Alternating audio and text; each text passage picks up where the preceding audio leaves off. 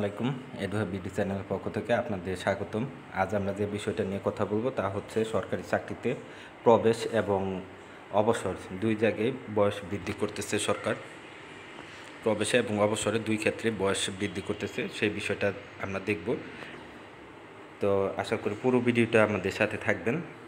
অনেক দিনে সবার আকাঙ্ক্ষা ছিল যে চাকরিতে প্রবেশের বয়সীমা বৃদ্ধি করা এবং অবসরের বয়সীমা বৃদ্ধি করার জন্য, যেহেতু প্রবেশের বয়সীমা বাড়বে সেই হিসেবে অবসরের বয়সীমাও বৃদ্ধি পাচ্ছে। তো কত করতেছে সেই বিষয়টা আমরা দেখব। তো শেষ পর্যন্ত আমাদের সাথে থাকেন।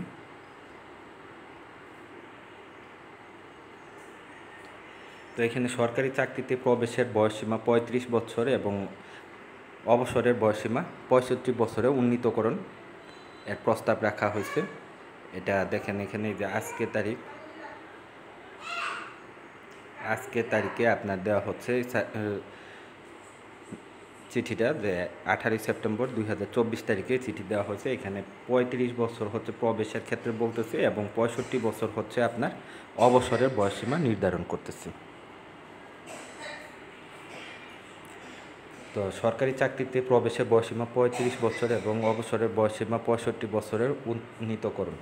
জনাব মোহাম্মদ মাহবুবুর রহমান, মহাসচিব, Bangladesh administrative service association, 63 Eskaton, new Eskaton, Dhaka এর 5 সেপ্টেম্বর 2024 তারিখের এত স্মারকের প্রেরিত পত্র উপলক্ষে উপযুক্ত বিষয়ে সরকারি চাকরিতে প্রবেশের বয়সীমা 35 বছর এবং অবসরের বয়সীমা 65 বছরে উন্নীতকরণের লক্ষ্যে বাংলাদেশের অ্যাডমিনিস্ট্রেটিভ সার্ভিস অ্যাসোসিয়েশন হতে প্রাপ্ত পত্র এই সঙ্গে প্রেরণ করা হলো।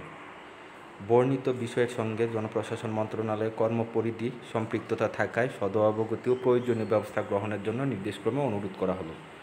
সংযুক্তি দেওয়া আছে এবং যুগ্ম সচিবের স্বাক্ষর করা আছে আজকের এই পত্রিকায়। তো আশা করা যাচ্ছে যে আপনার চাকরিতে প্রবেশের বয়সীমা 35 হবে এবং